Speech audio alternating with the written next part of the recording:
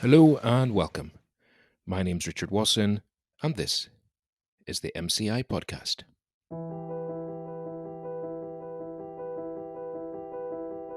They say stories are what make us who we are, that wherever we're sitting today is a direct result of the stories we've listened to. Here on the MCI Podcast, we get to listen to people's stories. People who've had inspiring and often adventurous careers at sea, and we also get to listen to people who have connections with some of the greatest maritime events from the past. The stories we'll listen to will be inspiring, educational, and hopefully entertaining. And there's one thing that all these people have in common, and that is a deep connection with the sea. On this episode, we hear from Captain Kelly Gordon. Kelly is captain of motor yacht Freddy, which is a 106 San Lorenzo based in Fort Lauderdale, Florida. And they run trips out to the Bahamas primarily, not just with the owner, but also it's a very, very busy charter vessel. Now, this episode is really about success, I suppose, in a word. And Kelly has worked her way up to captain in arguably the most male-dominated and the most sexist industry on the planet. Just in case you didn't know that. If you work in the industry, I'm sure you'll be well aware of that. So there's an added level of success here. So I'm not going to talk too much about this episode because honestly, it's quite hard to explain what happens in this episode and the insights that we get from Kelly.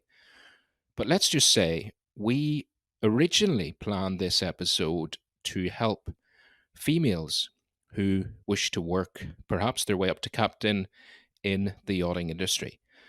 But it quickly became apparent to me during the recording that this is an episode not just for females in yachting, this is an episode for anyone, male or female, wishing to achieve anything, whether that's in your career, in your life, in your business, whatever it may be. Because honestly, the insights that Kelly shares in this episode are absolute gold. You know, we talk about mindset, we talk about her attitude, how she deals with this male dominated world, being a female captain.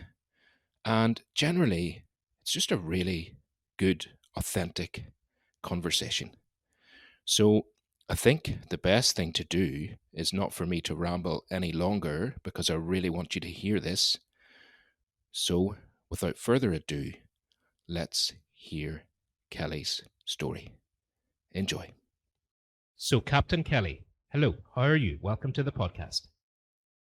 Oh, thanks for having me. I hope you're well. I'm so excited to be here. No, thank you. Honestly, this is, I feel a bit starstruck to be perfectly honest because, I know you're quickly becoming a yachting celebrity. Isn't that right? Oh my gosh, I don't like to think of myself like that, but I guess I'll take the accolades and say thank you. But I mean, it's kind of crazy.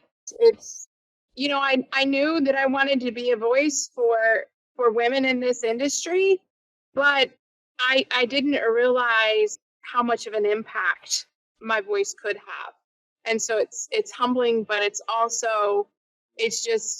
so rewarding. It's actually so many things. It's humbling, it's rewarding because you see how much of an impact you can have, but at the same time it's scary too because you realize how much of an impact you have, if that makes sense. Totally. That totally makes sense. And firstly, also, I want to congratulate you because you recently were awarded, wasn't it Master 500 Captain of the Year over here in Europe? Isn't that right?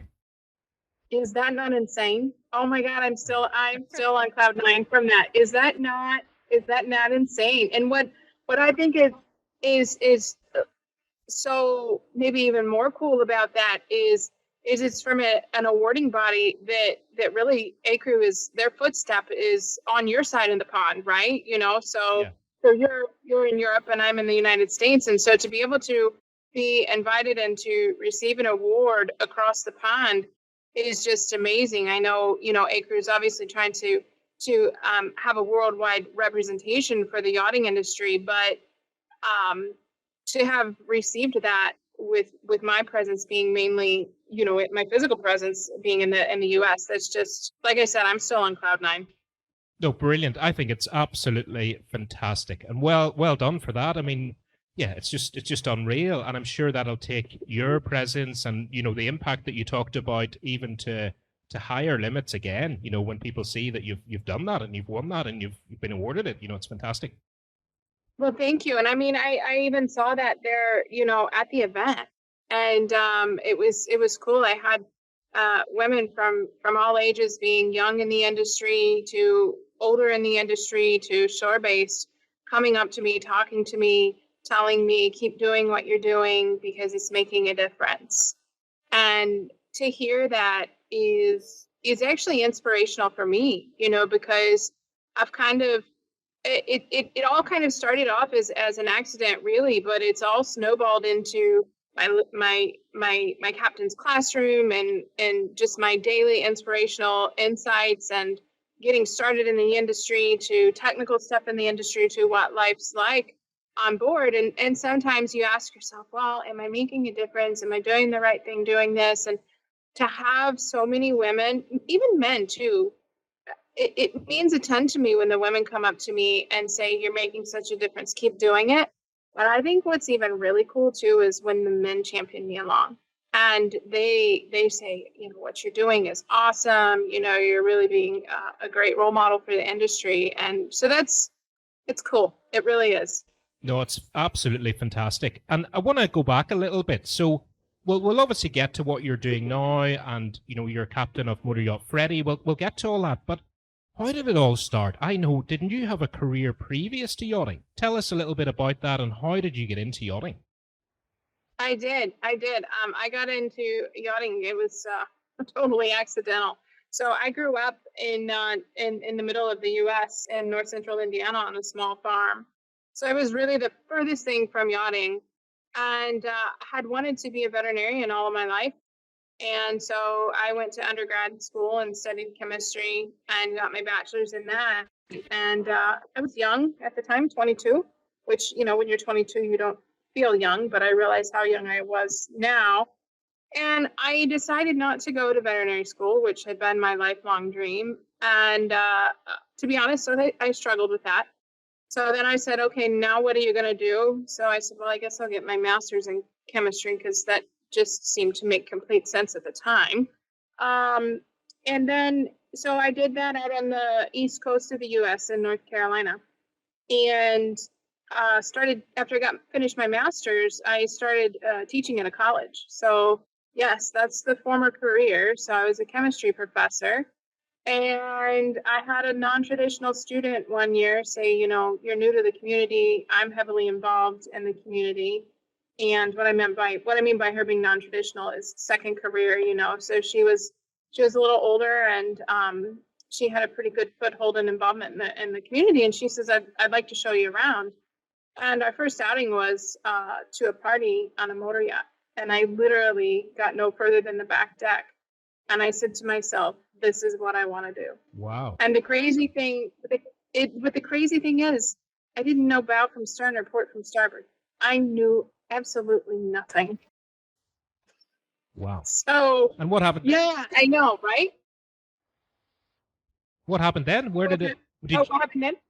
Well, so it's funny because I've always had a fascination and I guess a bit of an aptitude with heavy equipment and big trucks and tractors and fixing things, and a mechanical aptitude as well. So my interest really lied in wanting to see the engine room, wanting to see what propelled this thing and to see all of the technology behind it. I really wasn't interested in the interior like most people are and want, a tour of the inside of the boat and everything. I wanted to go to the engine room straight away. And, what I noticed is they were tractor engines, and a lot of the gauges were tractor engines, and the hand-eye coordination with maneuvering a boat and the environment. And I was like, I can do this.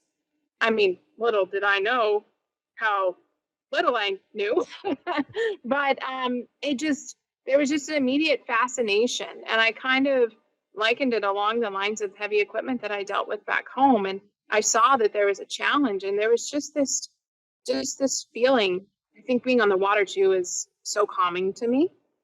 But there was just this, I want to do this. And I ran with it. And fortunately, I met that day the owner of the boat, who I think he saw my drive and my determination and my curiosity. And he just scooped me right up under his wing and taught me everything that he knew. And it's funny because I just talked with him the other day, and he's like, wow, how far have you come? And I was like, crazy, huh? To think that I started off not knowing bow from stern. Yeah, and how long ago was that, if you don't mind me asking, whenever you first went to that party on the first yacht that you saw? Oh my, I think we're getting close to 15 years. Wow. I think we're getting close to that. Yeah, so it's been a while. So I'm picturing this scene of you going to this party, and everybody's like having drinks inside or whatever, and they're going like, where's Kelly? And they're like, oh, she's just like hanging out down in the engine room, like checking out the engines and all the equipment. Well, ironically, nobody knew me. So I only knew one person there, because remember, I was new to the community, and this gal was just trying to, very community involved and very social. And so she was just really just trying to befriend me and be kind and get me involved in the industry or into the community. So when I got there, everybody else was close friends. And then, she and I walk in together, and of course they're all saying hi, hello to her, and they're all looking at me like, who are you? Yeah. So I'm trying to introduce myself and that kind of thing.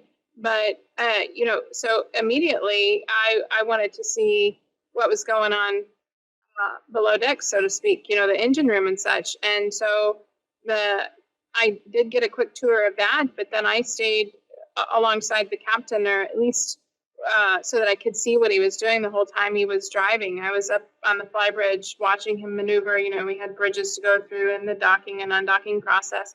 And it just fascinated me to watch that. And that's really where I spent the whole day of that party, was watching him.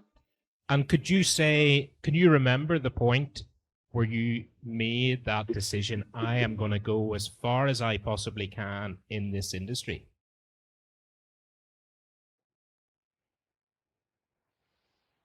That was probably about 2 years in, when he said, you really need to think about getting your captain's license. Because I just viewed myself, I knew it's what I wanted to do. I knew that I wanted to be in the industry. I knew I wanted to be on the water and involved in it and learning. It was about 2 years in that he said, go get your captain's license. And I was like, huh, what? And I didn't have enough sea time at the time, but it took me about, another year to get the sea time, and another year of him convincing me and convincing myself that I could do it. And I did. And then from then on, and all that time, he's teaching me what he knows about navigation and maneuvering and engineering, and as much hands-on as we could.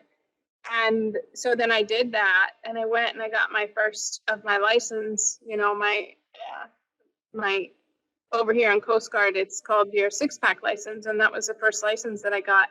And then from there, it snowballed. It was crazy. But I have to say, my mom's done a really good job of instilling confidence in us and knowing, that we can do anything that we set our mind to. So I had that, but it was also intimidating, because it's a male-dominated career. So there was that intimidation factor there. And then, self-doubt would creep in every now and again, and I would be like, can I really do this? But he was so instrumental and so important in pushing me along and championing me and telling me I could do it. And then even challenging me to grow and become better. So it was huge. And I think that having that mentor, so to speak, right out the gate made such a huge difference in my career. Brilliant. Oh, I love that. I love that story. It's fantastic. And, I was going to ask you about, I mean, I'm not sure if I can think of a more male-dominated industry, for better or worse, than yachting. And so how did you find that? Did you come up against resistance? Did you come up against, like, who does this gal think she is, trying to drive boats or whatever? Did you experience any of that sexism at all on your way through? I did. And but I want to say that how you react to it makes all the difference in the world. And when I would be approaching a dock or even leaving the dock, where people won't stand and gather and watch a guy do it, they'll stand and gather and watch me. And whether some of them are saying, heck yeah, that's awesome, she can do this and she'll be just fine, you worry that some of them are gathering to watch, so to speak, to see you screw it up. And so that messes with you a little bit. But I chose to take that and let that add fuel to my fire, so to speak, and give me extra drive and say, you know what? Yeah, you may be watching to see me screw it up, but I can do this. But then as time went on, and perhaps because I became a little bit more confident in my abilities, I have to say throughout my whole career that I can vividly remember, there have only been 2 men that have blatantly told me I don't need to be at the helm, that it's a man's job. Wow. And outside of that, they have all been so supportive. But I think, and I want to stress this for other girls trying to break into this industry, especially in the exterior engineering deck, wheelhouse. The fact of the matter is yes, it's male dominated, and how you approach those men will make all the difference in the successfulness of your career. And I chose to approach them with huge amounts of respect of their knowledge and their ability. I befriended them instead of coming in kind of slinging elbows kind of style. And so I wanted to let them know I'm here to learn, and then I appreciate your ability and your skills. So teach me what you can. And I think the way that approaching them has made really a huge difference in my success, because there's a few men, especially as I rise the ranks a little bit and I become more visible,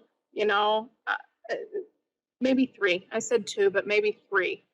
But out of the whole entire industry, even at A-Crew Awards, all the guys were so excited. I remember meeting an unlimited captain that received his award, so for me, I'm like, oh my gosh, he's a god because he's an unlimited captain, but yeah, he's looking at me and telling me what I'm doing is so cool. And so they really have just been supportive. But yeah, I've run into the sexism.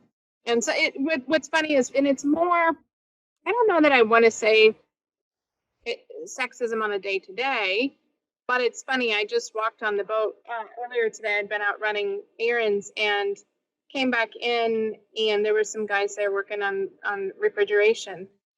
And you could tell by the look in their face, they're like, is she the captain or is she not? Yeah. And even when we pull up to a dock these days, sometimes the dock masters will come out and be like, hey, can I speak to the captain? They need to come check in and everything. And so I start speaking to them right away, and it takes a few minutes before they're like, and some of them will even ask a second and a third time for the captain. And I'm like, no, it's me, but I get a good chuckle out of it. So again, that's how you interact with the guys. You could easily be offended and get aggressive back with them and defensive, but instead I just chuckle out of it, get a good chuckle out of it, and I'm like, no, it's me. It really is me. And then you've got an ally moving forward, and a friend and a supporter.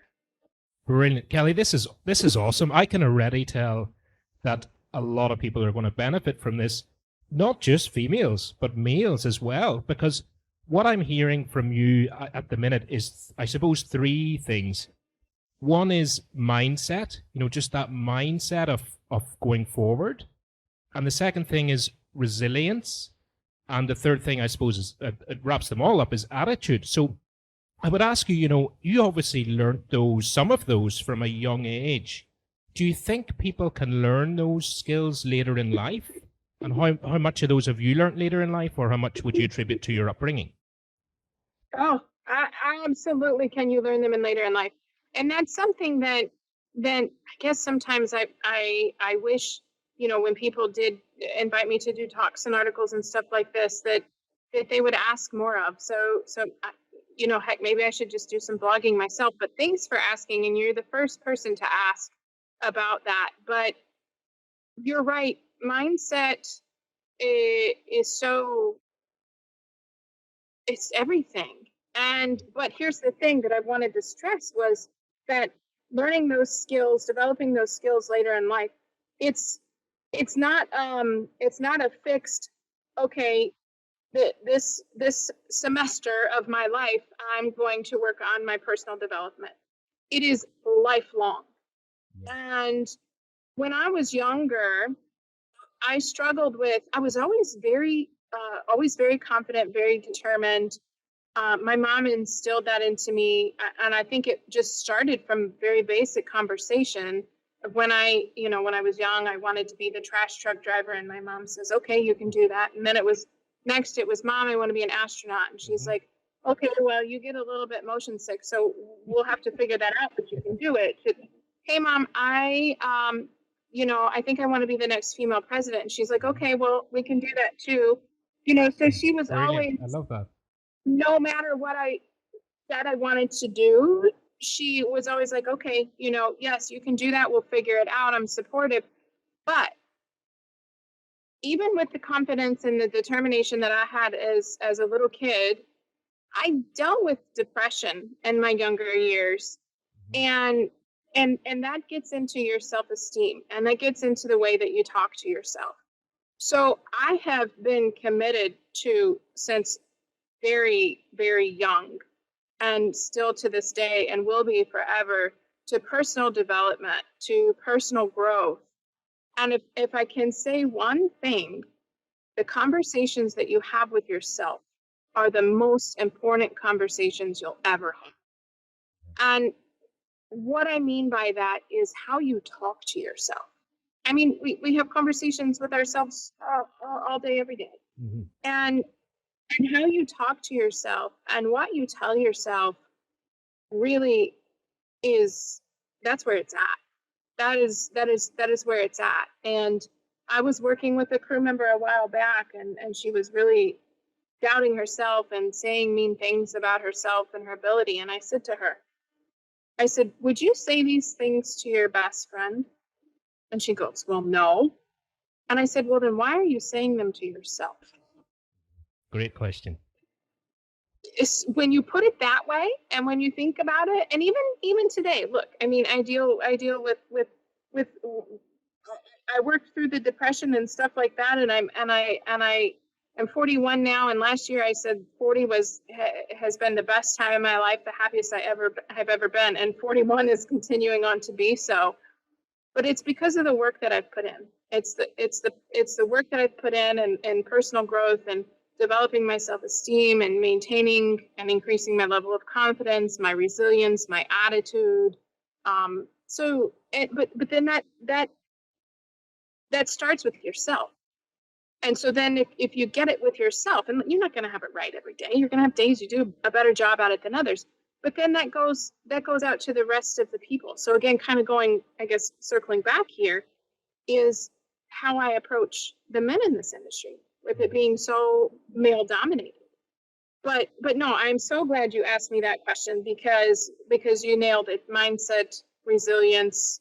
What was the other one you said? Attitude. Your attitude, yeah. I mean, mainly what I picked up on a lot, and what I think is fantastic, is, your attitude to those other people, particularly the naysayers, is to not let them get inside your head and not let them influence the way you talk to yourself. Isn't that right?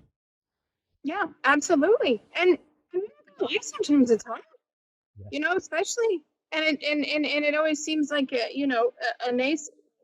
things just snowball, right? If you start off with a bad day and then you run into the naysayer and your day just keeps, it's like they always come along right at the wrong time, or, when you're already having a bad day or a tough time period or something individual. So then it's even more important to be aware of those conversations that you're having with yourself, but then how you respond to them, because you can get angry with them, or again, the example that I used is when I come to the dock and the dock master says, "Can I speak to the captain?" and I chuckle about it, instead of getting angry and chastising him for it.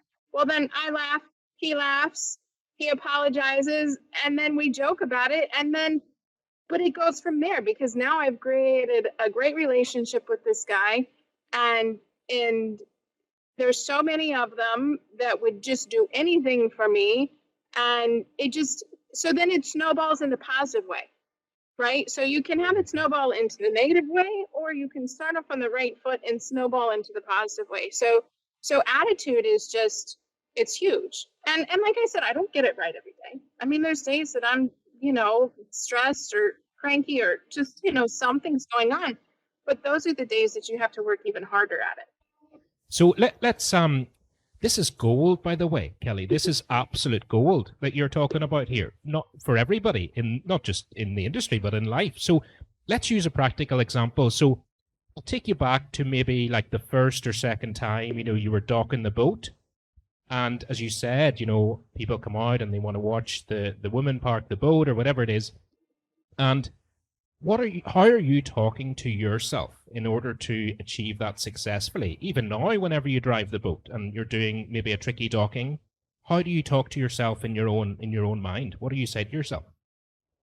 Oh, that's a good question, because you're right. I mean, I still even, then it was about just learning how to dock the daggone boat, and now it's like, okay, I know how to do it, but now now that I know how to do it, now it's what's the tricky situations, the difficult dockings and stuff like that, and it's you have to be very patient with yourself.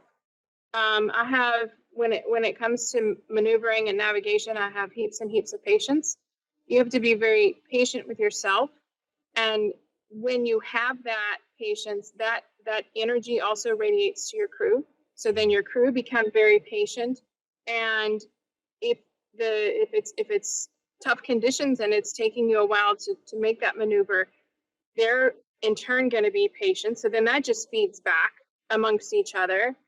And it's what did you ask me? I think I got off on a soapbox. Yeah, no, definitely that was brilliant. What I was asking was like, what's in your mind? Are you telling yourself, "Come on, Captain Kelly, you can do this. You've done this a million times," or is there any kind of techniques that you use to keep your confidence high whenever maybe that self-doubt creeps in? Yeah, so there's visualization. So visualization is huge, and I pretend and act as if there's no one on the dock watching me. I pretend and act that the only people that are there are my crew members and the dock hand on the dock catching my lines. And I make sure that I stay focused on the task at hand, because if you stay focused on the task at hand, you don't have a chance to look up at the whole restaurant that is jam-packed and every single one of them has stood up to look at you and watch you. And even when I do look up and I see that, I just tell myself, you have to focus. They're not watching you, and ignore it. And that takes practice. You have to learn to get into the zone. But I tell myself there'll be times that I'm making tricky maneuvers, and I'm even honest with my crew. I'll tell them, guys, this one's going to be a little bit tricky. It may take me 1 or 2 attempts, and I think that's something, as a young captain, you have to realize, if it takes you 1 attempt, 2 attempts, 3 attempts, or if it's a situation that you just have to say to the dockmaster, look, this is not a good situation. I can't dock in this. can you put me somewhere else, or can you go toss the anchor until the conditions calm down, something like that.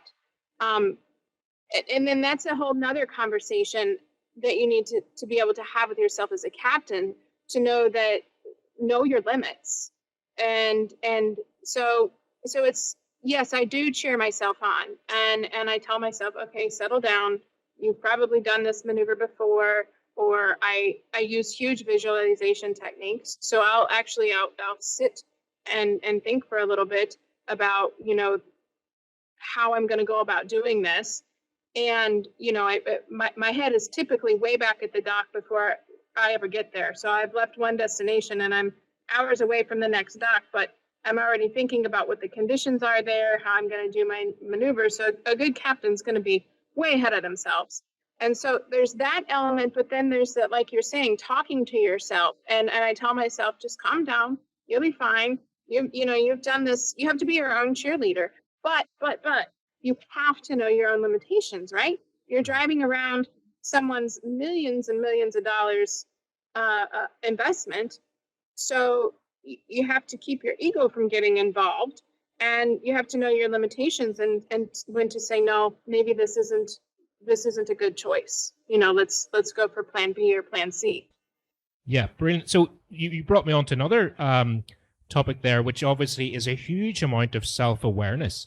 So, Kelly, can I ask you, would you have any recommendations? I never even thought to ask this, but you've obviously studied a lot of personal development. Like, have you read a lot of books? Would there be any recommendations of people that you follow or books you've read that maybe somebody could pick up that would really help them develop these skills?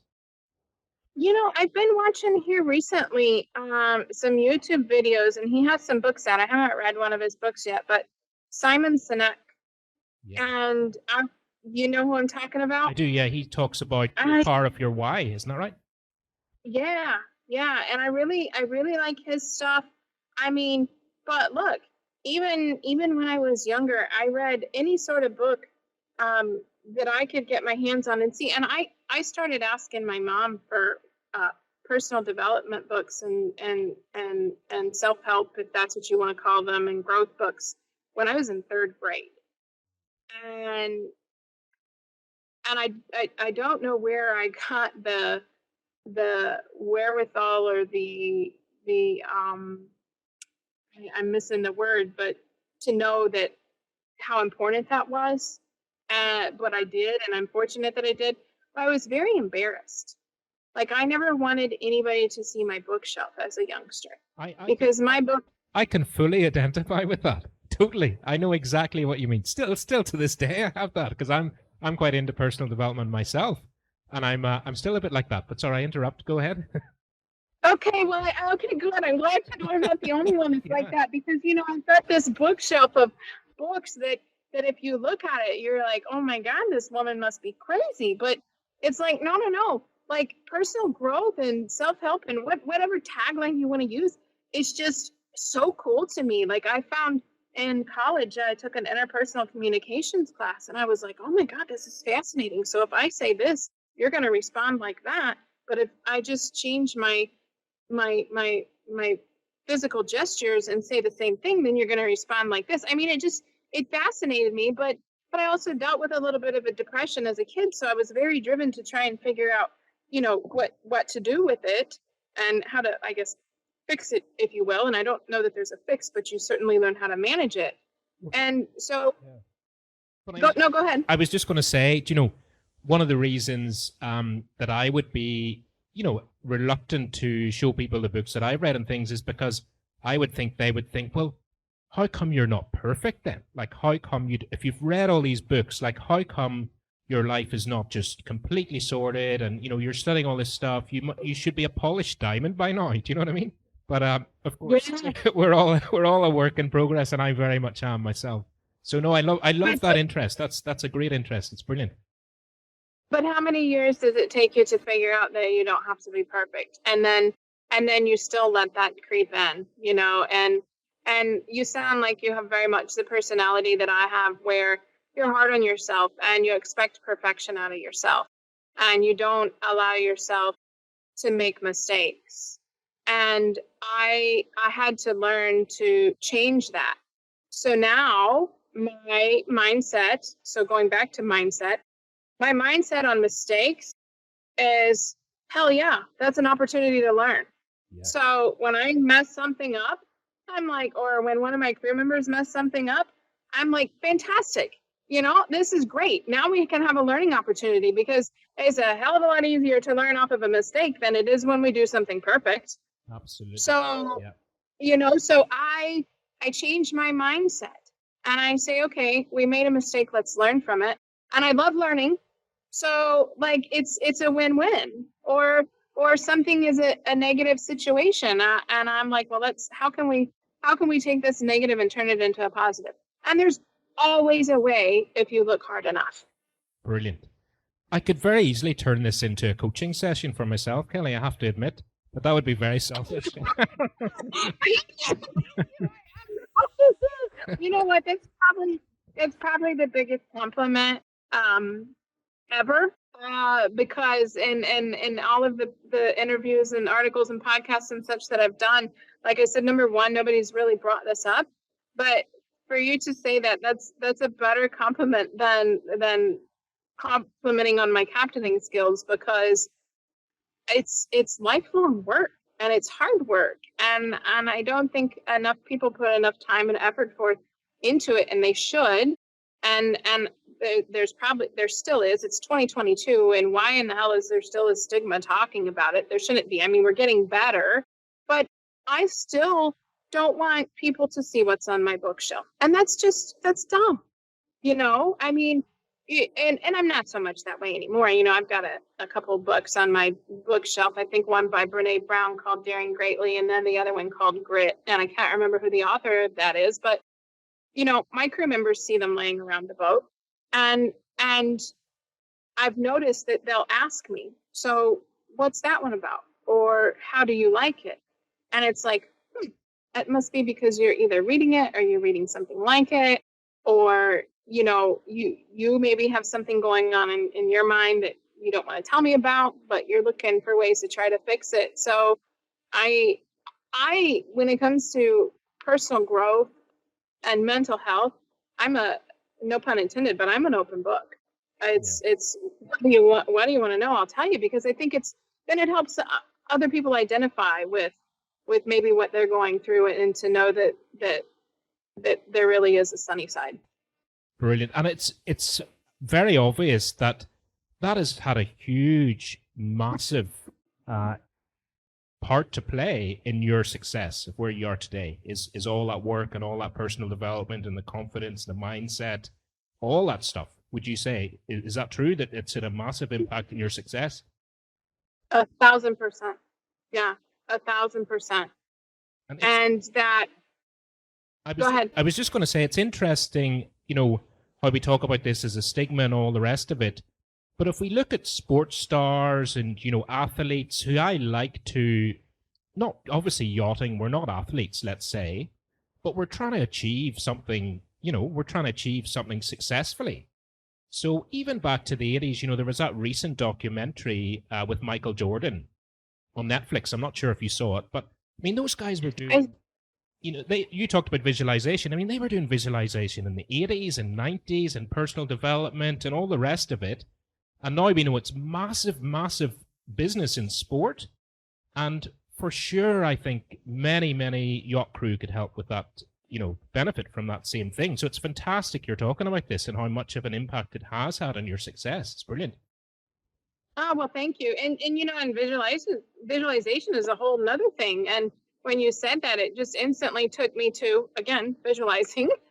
it took me to how I visualize in if we want to bring it back to the boat sense, how I dock. I am visualizing the way that the water moves across the propellers underneath. And when I move my hands a certain way on the throttles, and the wind and the current, and I'm visualizing the maneuver going well, instead of freaking out, going, oh my gosh, I've got this wind, I've got this current, and maybe, there's not enough dock hands on the dock that day, or one of my crew members is sick. I I visualize all the way through the procedure it going well. And the moment any sort of self-doubt creeps in, you gotta snap out of it like then, or you gotta get yourself out of this situation. And I think that goes back to knowing your limitations. So if I start visualizing, oh, this maneuver is not gonna go well, let me get myself out of it. Let me go sit for a second, gather myself, revisualize. And I you know what, this is brilliant. You said this, because I didn't think until you said it how much visualizing I do now. And I was going into a meeting earlier this morning, and I was really nervous about it, and I didn't know how it was going to go. And I was kind of talking down to myself, and I was like, stop it. Why don't you maybe he's going to receive this really well, and maybe he's going to really like this idea. And so then I literally just felt myself settle down. Yeah. Brilliant. I love it. And, I'm a massive fan of sports. So, yeah, what you've just said there, I think Jack Nicklaus is obviously not far from where you are now. He's from that neck of the woods. And I remember him talking about exactly what you've just talked about in terms of golf shots. And people kind of, especially over this side of the pond, kind of wondering, what is he talking about? Like in the 80s, when people would ask him, what's your biggest advice for golfers? And he was like, visualization, visualization, visualization. And everyone's like, what? But no, so that's brilliant, Kelly. So I think, we've gone down the rabbit hole of personal development, which has been fantastic. But I'm sure now, after talking about the boat, after talking about you docking it, I'm sure the listeners are wondering, what is this boat? What is it like? So tell us about the yacht that you're captain of right now. So Freddie is her name, and Freddie is a San Lorenzo, so an Italian-built boat. She's 106 feet long, or 32 meters, if you will, and 5-stateroom boat, which is kind of rare to find in that size boat. Typically, you've got to get to the really, really big boats to find 5 staterooms, but we're a busy charter boat, so we're on the go all the time. We transit the Bahamas for the most part. We say we're based in South Florida, but 8 or 9 months of the year we're in the Bahamas. So I guess we're really based there. So yeah, that's Freddie in a nutshell. And how many crew do you have on board working under you? There's 5 of us total, including myself. So 4 under me, and then we'll bring on. So that's day to day, and then we'll bring on an additional for charter. So we'll run a total of 6 crew on charter. Brilliant. And one other thing that I wanted to ask you about that is you talked about, having a natural aptitude, because of growing up on the farm and things for machinery, and, we're naturally interested in the engineering side of things. What would you say to people, both male and female, who want to progress and get on boats and things, but maybe they don't have that, natural engineering tendency? What would you say to them? That may, blow their confidence a little bit if they don't have that. How much of that do you need, do you think? That's a really good question, because I've been getting the questions lately about, how to get started in the industry and that kind of thing. And it's a great question and a very real question. But this is a good one, because maybe you see that you want to be in the engineering department, but you know that you've just never had that aptitude, or you've never had that opportunity in the way that you grew up to even see if that you do have an aptitude, or to try and create it. But curiosity, you got to have the curiosity. So be curious, ask questions, ask lots and lots and lots of questions. Love it. And be willing to jump onto any task. And I say that first starting out, you may think that you want to go into the engineering route, let's say. Be willing to do any task when it comes to engineering, even if it's cleaning the bilges of the engine room. Yes, that's a crappy job, but do it, because you're going to learn something. And I guess if I got specific about that, you're going to be so intimately next to and around all of the machinery. You're going to see things, you're going to learn things, you're going to smell things, you're going to hear things. So even the crap jobs, you're going to learn something, and sometimes you learn more from them. But so if you jump on every opportunity, especially if you're starting out, But then also take the time to visit other departments, because you may think that you love engineering, but what if you go outside on the deck and you realize, wow, outside's really where I want to be. I don't want to be in an engine room all day. I want to be outside where I'm around the families and the clients, and in the sunshine, meeting and greeting people, because give yourself those other opportunities to see what else you might like and what else you might have an aptitude for. I had a young man come to me several months back in the Bahamas telling me he wanted to be a captain.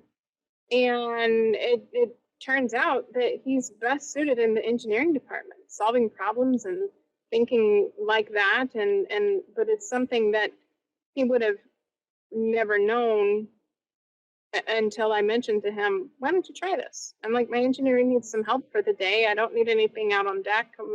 So he's like, okay. But it was his mindset. See, he was open to it. He didn't just say, oh, okay, well, I wanted to be on deck, so since you don't have any work today, then I'll move along. I told him what work I did have, and he jumped on it. And, I use him all of the time now. So it's so jump on the opportunities, be curious, and ask tons of questions. Brilliant. I love that. And, isn't it, for fear of getting a bit controversial here, but I suppose I came across this a lot in my time as chief officer and also driving smaller boats as well. Sometimes it's easy to forget what we're there for. And, we're working on, as you said earlier, like a multi-million pound investment, like somebody's pride and joy, and also somebody who's investing, who may have saved for 5 years to charter this, and have this vacation of a lifetime. We have to remember that, don't we? That it's not about us. That we are getting to experience these great things and be in the Bahamas, but ultimately we got to provide this unbelievable service for these people. Isn't that right? Yes, you're working. And I kind of had trouble recently with a crew member that was new to the industry, and I took that individual on and found that they didn't have it understood just quite right. I guess I thought that it was understood that, I've hired you to do a job, and it's about them being the clients, not us, and kind of saw her vacationing a little bit more than what I thought she should have been. Look, I'm all about everybody getting their turn to go on excursions and to see the pretty sights. I understand we're in the Bahamas, which is one of the most beautiful places on earth. And it's a shame to not be able to see it and experience it. But the reality is we're there working. This is our job. And like you said, some of these people have saved to be able to come on this vacation. And maybe they only have 2 weeks vacation a year, and this is a week of it. So you got to knock it out of the park. You got to make it the best time ever. You got to remember that you're at work. That, when you get a second to take the sights in, do it. But this isn't the time to be taking pictures of yourself or asking another crew member to be taking pictures of you, or snorkeling off to see something that you want to see when you're supposed to be lifeguarding. So that's a good one that you brought up, because I think sometimes people maybe view this as a free ticket to see the world, and in some respects it is, but you're working, and it's no different than working at any other job. You're there to provide a service first and foremost. So that's good that you brought that up. I think, yeah, absolutely. And I think for me, I realized, there's nothing like the feeling, and I'm going to guess you share this with me. Not everybody in the industry has this, of course, but there's nothing like the feeling whenever a very, very wealthy person or a very high profile person comes up to you at the end of a vacation and says, this was one of the best experiences of my life. That is an amazing. Oh my God. It's amazing. It is the best. Or the smiles, the first time they see something, the first time they see a sea turtle, the first time they see a certain fish, or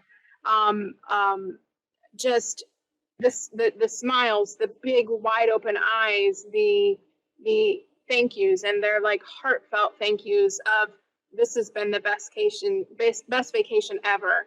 And it's like, yes, I've done my job. And it's such a rewarding feeling. Yeah, and I think, that's back to the sort of new crew and things. I think that's a good thing to focus on, isn't it? Is to, you're giving these people unbelievable experiences. And there's nothing like that in life, to be able to give somebody else, and particularly families, an amazing experience that they will literally remember for the rest of their lives. And they'll remember you forever. Yes, exactly. They may not remember your name, but they'll remember you. Yeah. Brilliant. No, I love that. And you mentioned, there's something that I wrote down actually as you said it. You mentioned, and obviously this is a good lead on to this, because this is what happens for a lot of the guests. But let's say for you, you mentioned how the ocean, and I share this with you as well, of course, the ocean is so calming. It's so therapeutic. It's so beautiful to be around. Tell us a bit more about that for yourself personally. It is. I traveled. You mentioned that I won the award and I went over to Europe. And so I decided to make a little bit of a vacation out of it, because I haven't spent a lot of time on the other side of the pond. And a friend of mine who loves mountains said to me, and it was so insightful of him to say this, he said, pay attention. He says, I know you love the sea. He says, pay attention to how you feel when you go up into the mountains versus how you feel when you're on the water. Wow. And I did. And while I loved the mountains and they were beautiful, when we got down to Lake Como, so not even the sea, like I just, this calmness just washed over me. I felt my shoulders drop. I felt my heart rate decrease. My breathing changed, just seeing the water. And then I didn't notice myself as soon as we parked the car, and me and my travel partner were both hungry. Instead of walking into this restaurant that we're parked right next to, I walk across the street to go stand by the water. And it's such I can be tied to the dock, having a crappy or a stressful day or a lot of demands, as we have on us. But as soon as we toss those lines and we leave the dock and we get underway, it's just, I feel free. I feel calm. It's an incredible feeling. I mean, and I can literally be going around the corner to the fuel dock, but as soon as I'm away, it's just such an amazing feeling. And I found myself, somebody asked me another good question the other day. What do you do when you're not on vacation? And I was like, well, what do I do? Because I always, whenever I get time off, I go home and I see my family, which isn't, I mean, it's vacation, but not in the true sense of vacation, of going and exploring somewhere different. Yeah. So I paid attention to what I did while I was over in Europe, and every chance I got, I wanted to be on a boat or be on the water or next to it. I love it. And I'm like, we drive by a marina and you're like, hey, stop, let's look at these boats. And it's just like, I remember this is years ago, like 20 years ago, I was teaching young people down in the British Virgin Islands, one of the US-based youth programs. And I knew that I'd struck gold in my career whenever we went sailing on our days off. And we were doing exactly the same thing on our days off as we did for our job.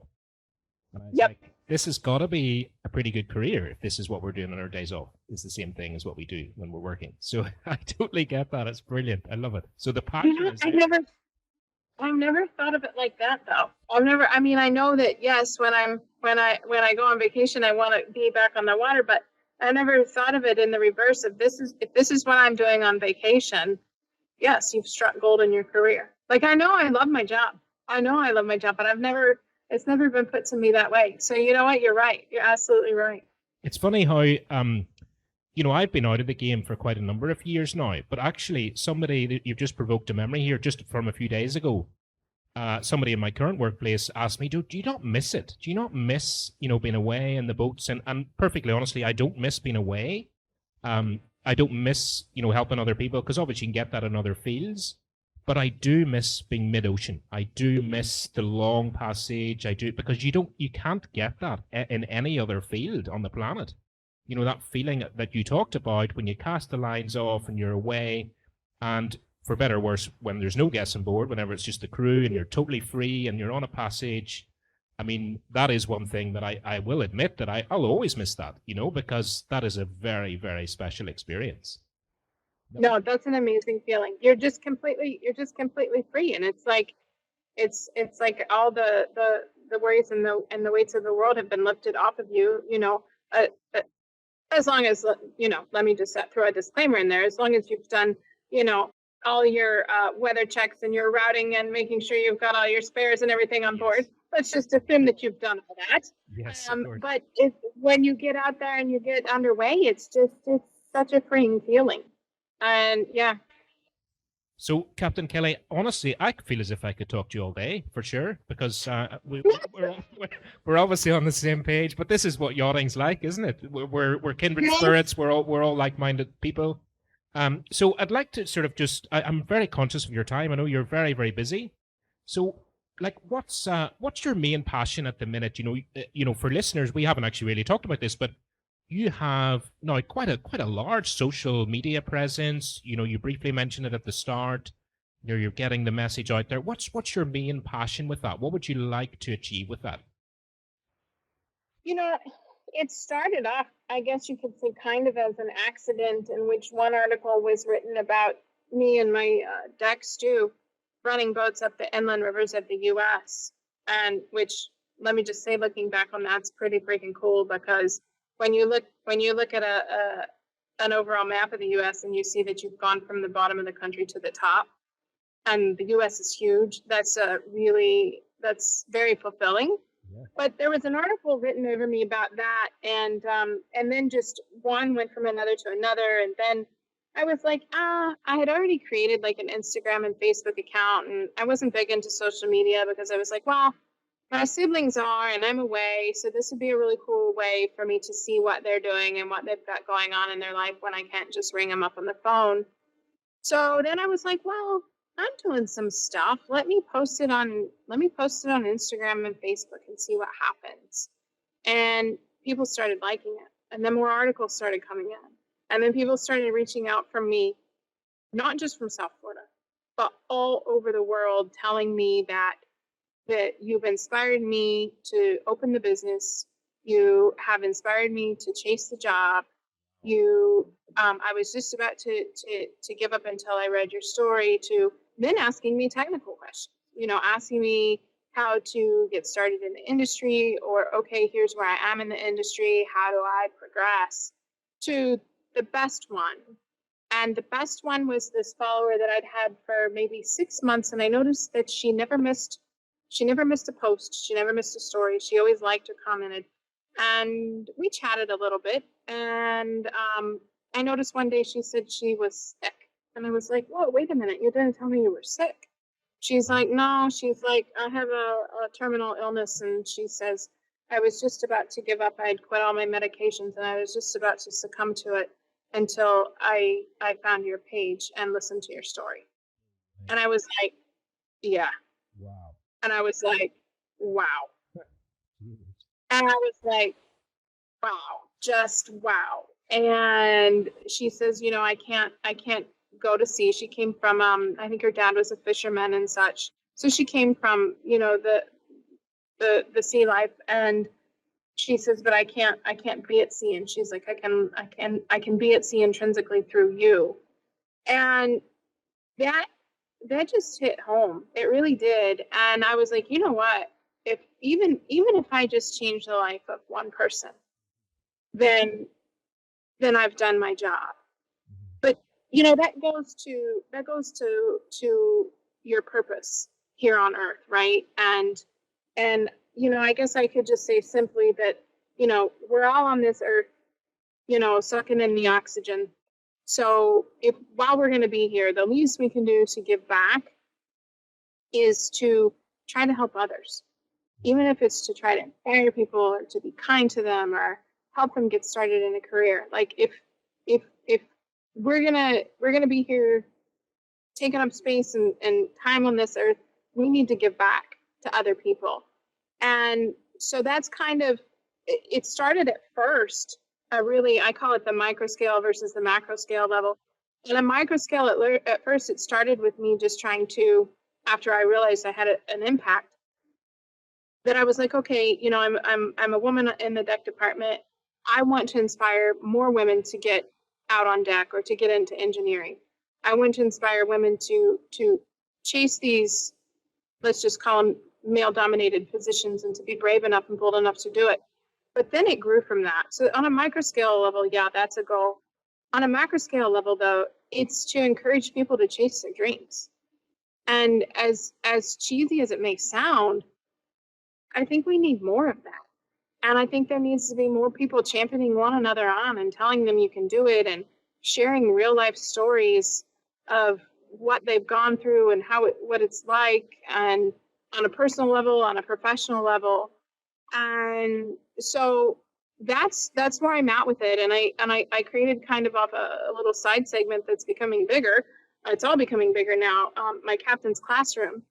And that's where I do short 3-minute educational videos. So that gives me my fix of being a professor, right? That I don't have anymore. Yeah. And so I can combine both. I can combine teaching and yachting.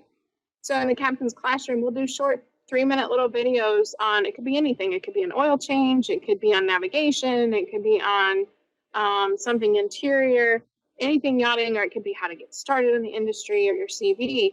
So that's a project that I've got going on that I'm trying to grow. And then just growing my presence in general to try to reach as many people as I can that it may help. And it's something that I'm so passionate about. I love to teach, and I love to help, and I love to encourage. And it's again finding your why or your purpose or your passion, and giving back. And so that's kind of where I am with it. Brilliant. And we hear so much negativity about social media and things these days, but what you've just stated there is so refreshing, particularly that unbelievable story of the benefits of social media, how it can be a power for good and it can change lives, which is great. So refreshing to hear that from social media. It is. Well, thank you. Thank you. No, I definitely wanted to make it a positive, encouraging, educational, platform. And so I try to have a fair mix of educational, inspirational, and then the funner side of life, or the real side of my job, So I try to I just keep it real, Brilliant. I love it. And by the way, just for the listeners, I'll link up all your social media and anything else that you want people to see, whether it's articles or things, in the show notes, wherever you're listening to this, you'll be able to find them. So just as a little side note there. So Kelly. Oh, thank you so much for doing that. Thank you. I appreciate it. No problem at all. And just before we head off, I am really conscious of your time now. We've been running for quite some time. And by the way, this has been gold. I mean, at the start of this, I was thinking, this will be for perhaps female crew looking to, as you said, get onto the deck or into the engine room.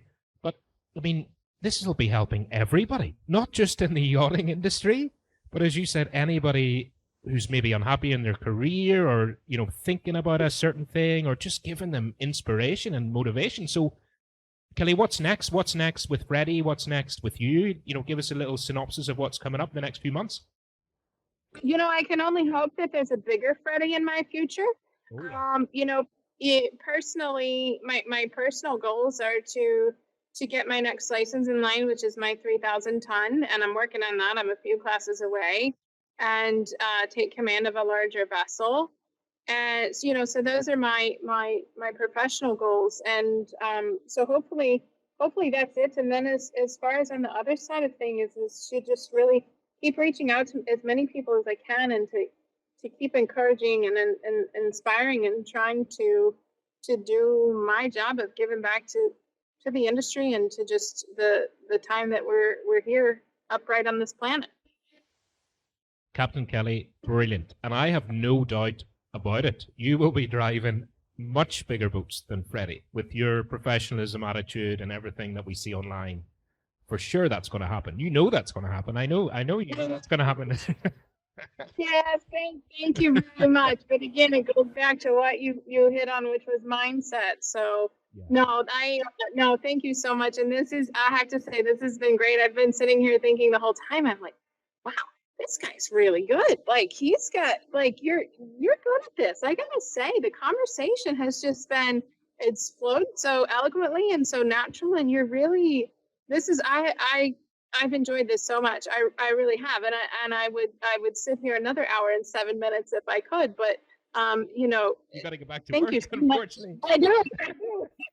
Well, well, getting on to that, your very wealthy owner is far more important than me. That is for sure.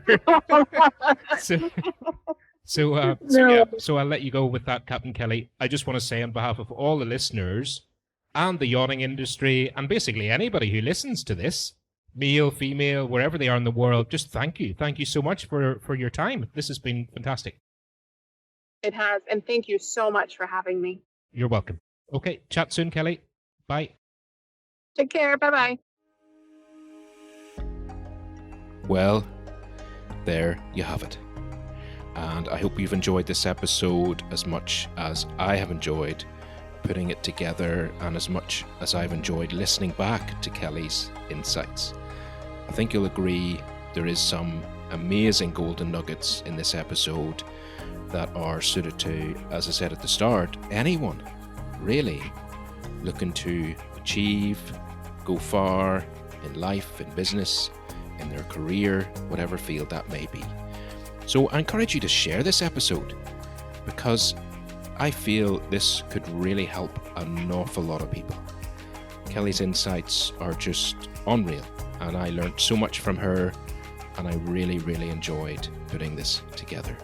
Now, in the episode, we obviously mentioned that Kelly is becoming a really big presence on social media, and she also has her own website. So in actual fact, if you want to check her out further, probably the easiest place and the best place to go is to her website.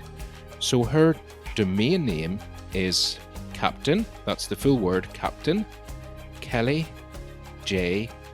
Gordon.com.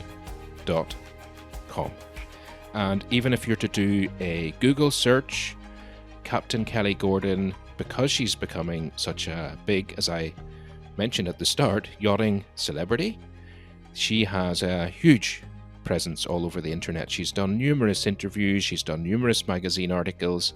So even if you Google Captain Kelly Gordon, you will find her all over the place. She's very active on Instagram and on LinkedIn in particular, but you'll find links to that on her website. So I'll say it again, it's Captain, the full word Captain, Kelly J. Gordon.com. And I would love to hear, and I'll speak for Captain Kelly in this as well, we would love to hear your feedback on this episode in particular. I'd love to hear from you. You can connect with me on Facebook or with the MCI Podcast Instagram page. And I'm also pretty active on LinkedIn myself. So just my name, Richard Wasson, Wasson on LinkedIn. I'd be more than happy to connect with you there. And I would love to hear your feedback. And also, it would be great if you wouldn't mind leaving perhaps a little review on the Apple Podcasts app or the Spotify app, if that's where you're listening, if you did find this episode helpful. That would be fantastic.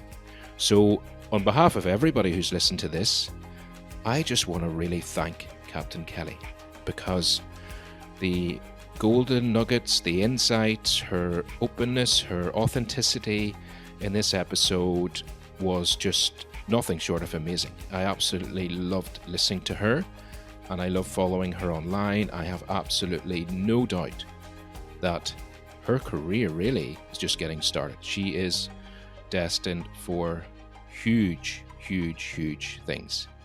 Her attitude, as you'll have heard, just everything about her, her whole demeanor is fantastic. So, Kelly, you'll be listening to this, I'm sure.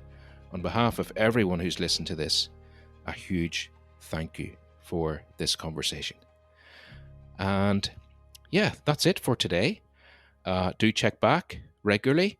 A lot of people are asking me, when's the next episode coming out?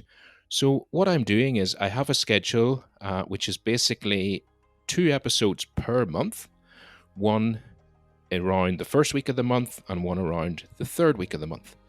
So that's pretty much the schedule. Quite a few exciting episodes in the pipeline. So yeah, don't hesitate to subscribe, and then you'll be informed when an episode comes up. Follow on social media. I'll obviously post every time there whenever I upload a new episode. And also, just thanks for listening. And I wish you well. Hope everything is good. Until next time, goodbye.